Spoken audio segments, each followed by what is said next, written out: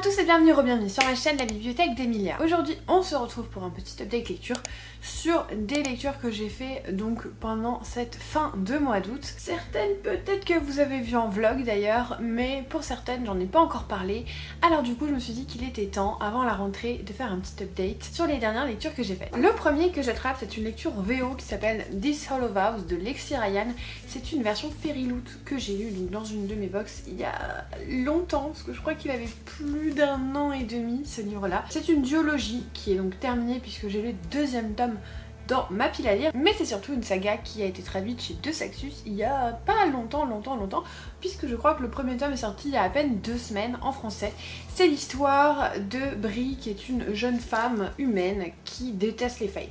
Les failles récoltent même je dirais, les enfants humaines, enfin les femmes, les jeunes femmes, pour en faire soi-disant des épouses, mais Brie elle se dit qu'il les mène plutôt en esclavage lorsqu'elles arrivent dans le royaume des failles, et elle déteste les failles, vraiment c'est un truc qu'elle déteste, et jamais elle ne se portera volontaire pour être une future mariée. Sauf qu'un jour, sa petite sœur, à qui elle tient énormément, se fait enlever et se retrouve dans le royaume des failles. Du coup elle va s'y rendre alors qu'elle avait décidé qu'elle n'irait jamais.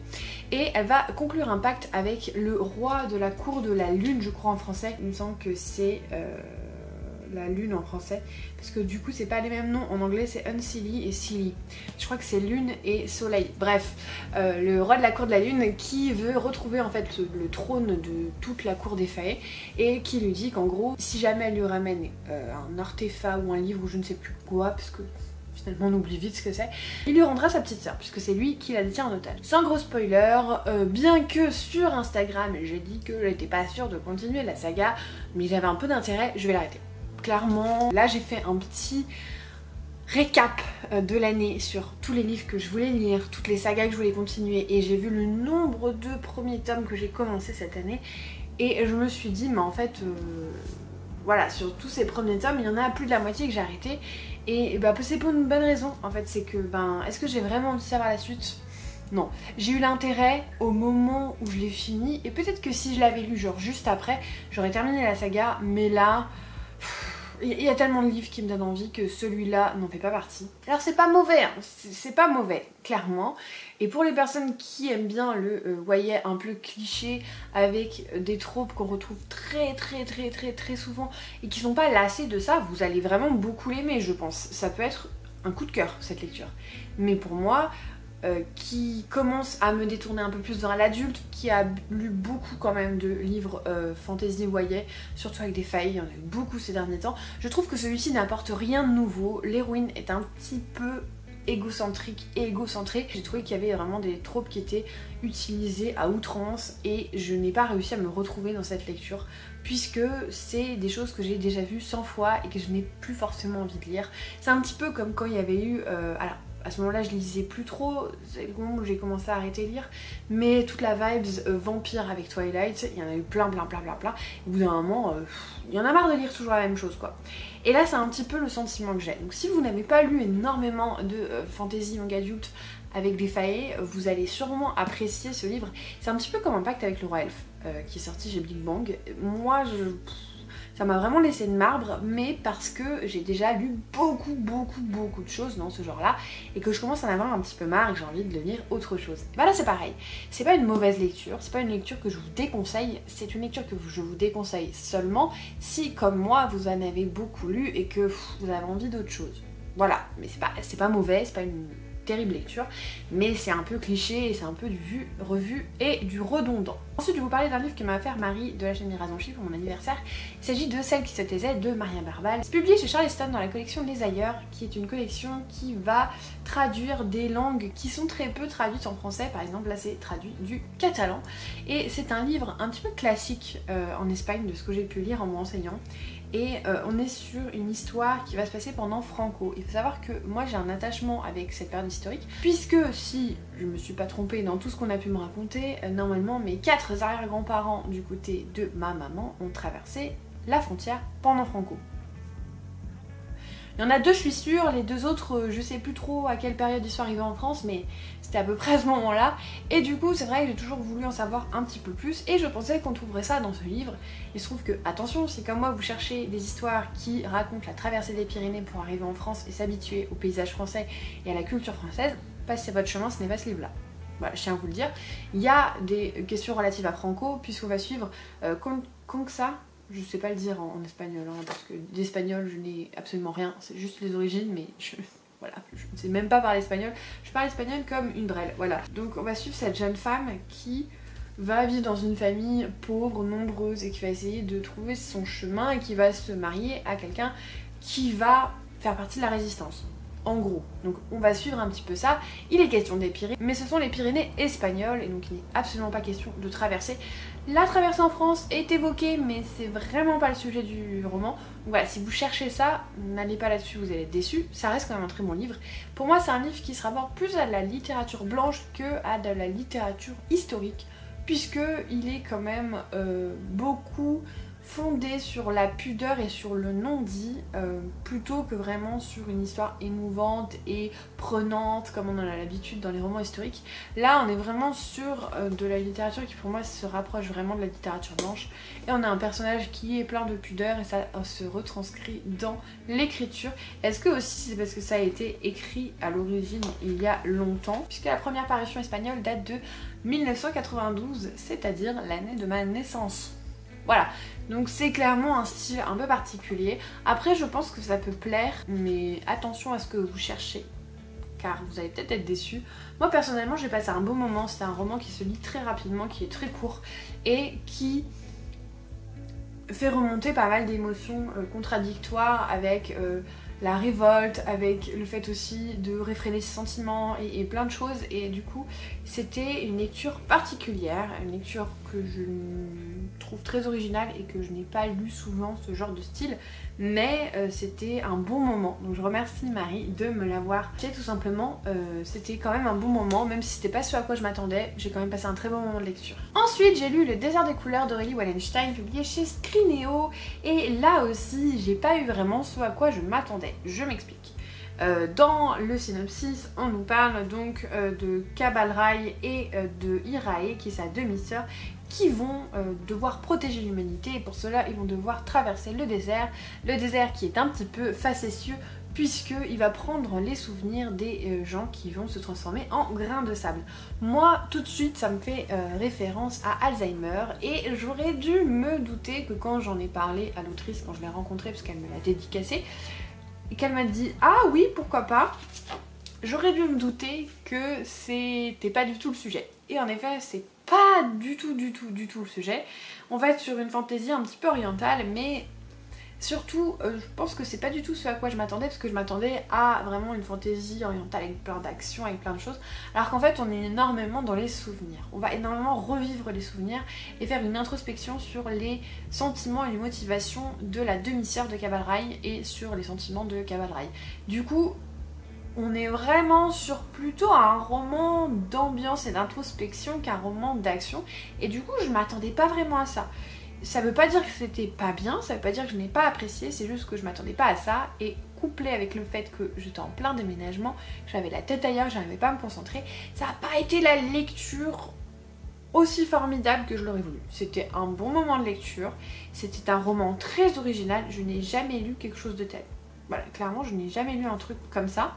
Et j'ai apprécié ma lecture, mais pas autant que si je l'avais lu, je pense, au bon moment, où j'aurais vraiment pu me concentrer sur toutes ces histoires, voilà, de réflexion, et plus que le fait que je tombais de sommeil sur mon livre et que du coup c'est très difficile d'accrocher à un roman comme ça quand on est fatigué et qu'on n'a pas envie de se plonger à fond dans un roman. Donc voilà, c'est un peu pas demi-teinte parce que c'était une bonne lecture et que je recommande ce livre, notamment pour son originalité, mais c'était pas la lecture aussi incroyable que je l'envisageais. Voilà. Ensuite, j'ai lu Finale de Stephanie Garber, donc c'est une version anglaise que j'ai eue sur Amazon, hein, tout simplement, qui qui est donc le dernier tome de la première trilogie dans l'univers de Caraval, puisque après il y a la trilogie spin-off Il était une fois un cœur brisé, que vous avez dû pas mal voir tourner puisque le premier tome a été traduit chez De Saxus. Je me demande toujours s'ils vont pas récupérer les droits de la première trilogie originale, ça me semblerait logique, mais ça n'a pas encore été annoncé. Je pense que s'ils l'avaient fait, ça aurait peut-être été annoncé avant. Quoi qu'il en soit, les 2 premiers tomes avaient été un petit peu une déception pour moi. Alors pas une déception, non, j'exagère franchement.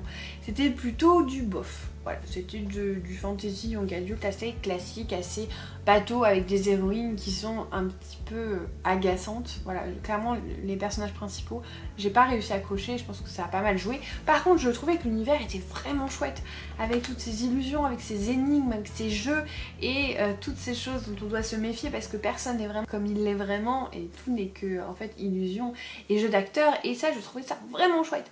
Et du coup, quand j'ai écouté le 3e tome, parce que je les écoute en audio, pendant que je faisais mes cartons, j'ai été agréablement surprise parce que en fait j'ai vraiment apprécié mon écoute du 3e tome par rapport aux 2 premiers que je trouvais un petit peu, voilà.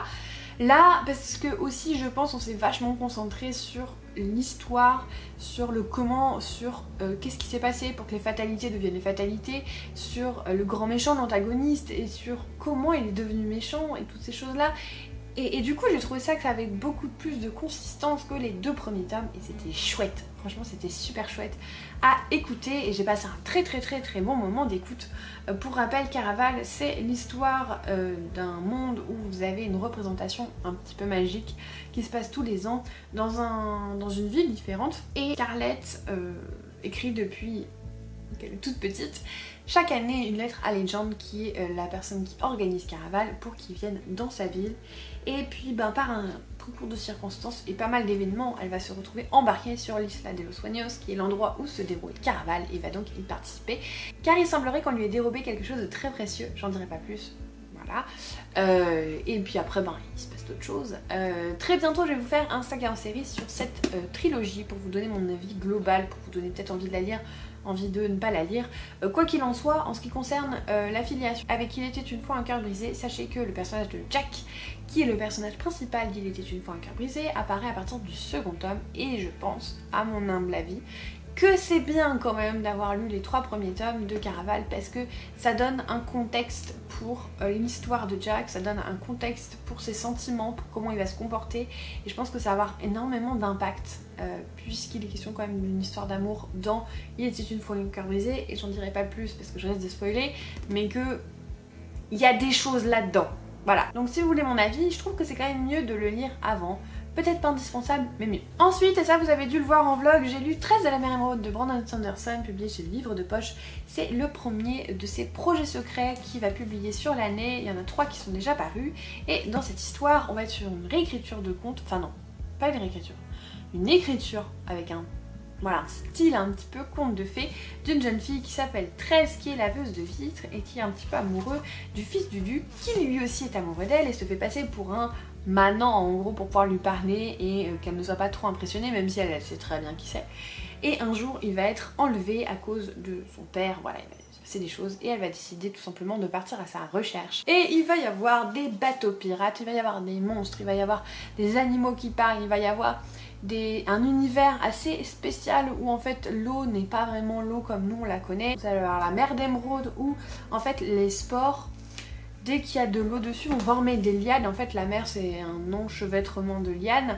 Vous avez la mer pourpre avec en fait l'eau c'est des espèces de pics qui descendent comme ça comme la pluie.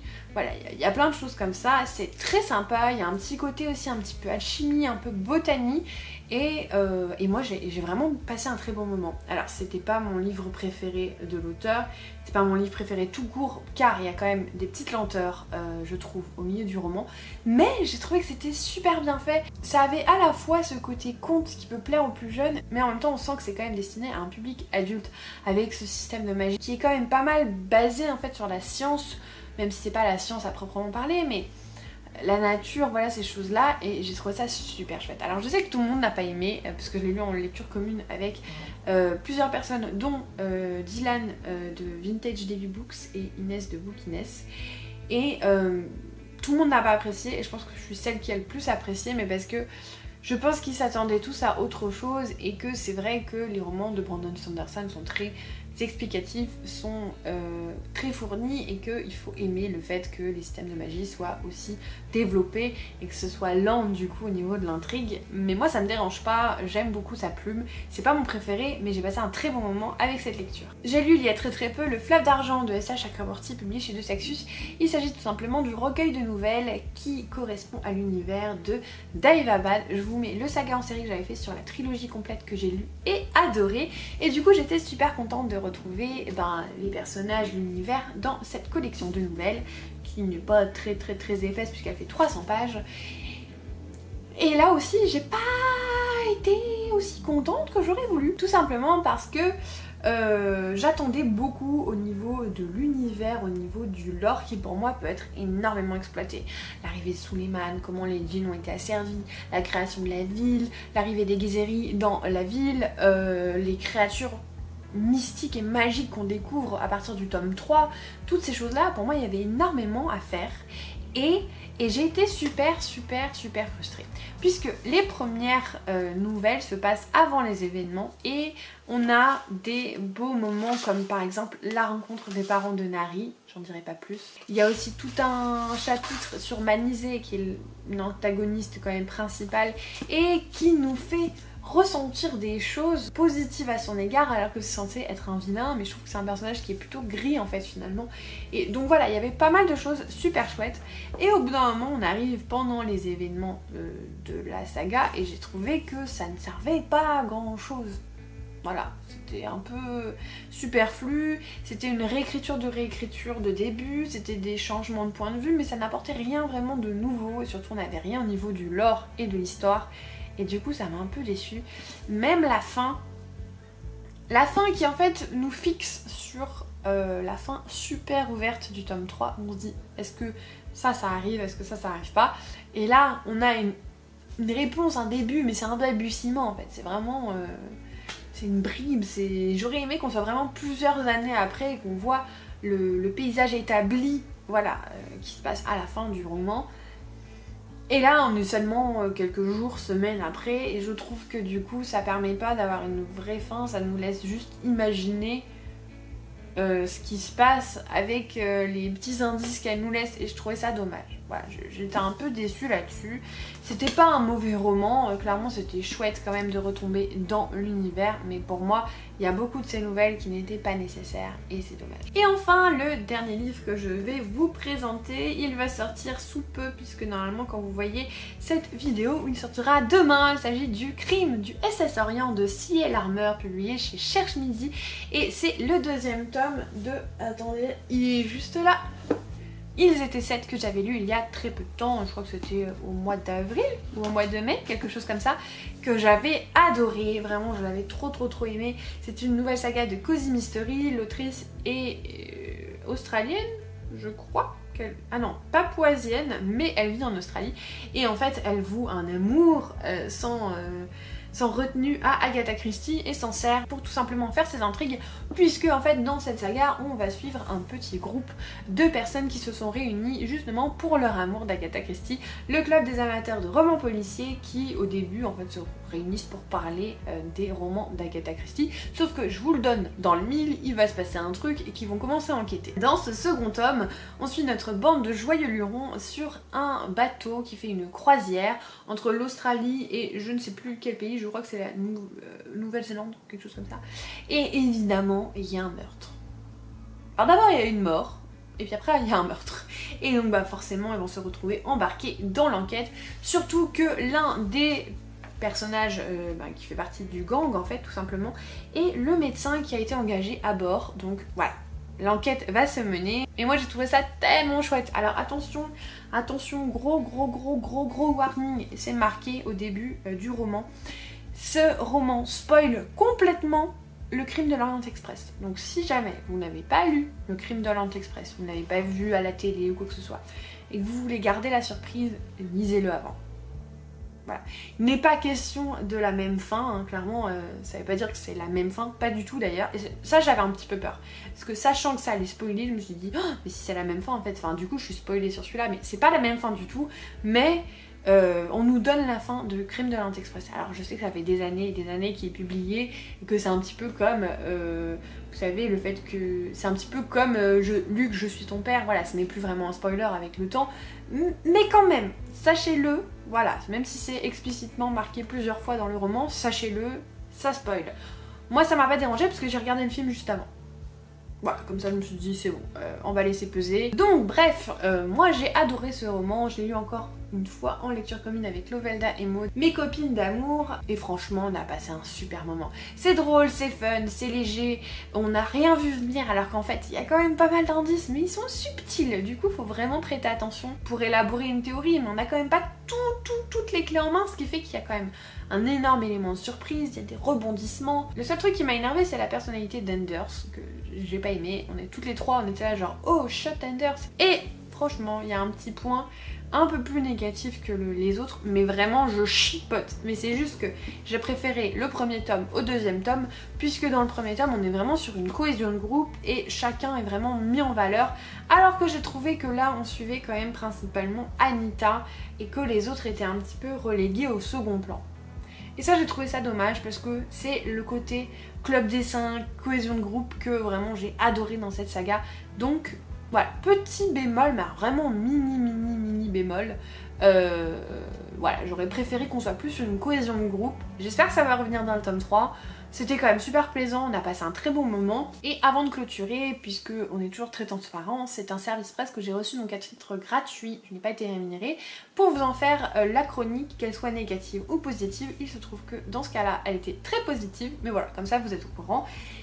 Mais j'ai adoré. Franchement, si vous cherchez une nouvelle saga de Cozy Mystery, les 2 premiers tomes viennent de sortir, le 3e va sortir en avril et je peux vous montrer la couverture. Voilà, ce sera Meurtre sous les étoiles et j'ai franchement hâte d'y être déjà parce que j'aime trop cette saga. Et voilà, je vous remercie d'être resté jusqu'au bout de cette vidéo. Si jamais vous êtes encore là, n'hésitez pas à mettre l'émoticône bouée de sauvetage. Oui, parce que regardez, là, il y a des bouées. Je ne savais même pas qu'il existait et quand j'ai fait ma chronique sur Instagram, enfin que je l'ai préparée, j'ai vu qu'il y avait l'émoticône bouée de sauvetage et du coup...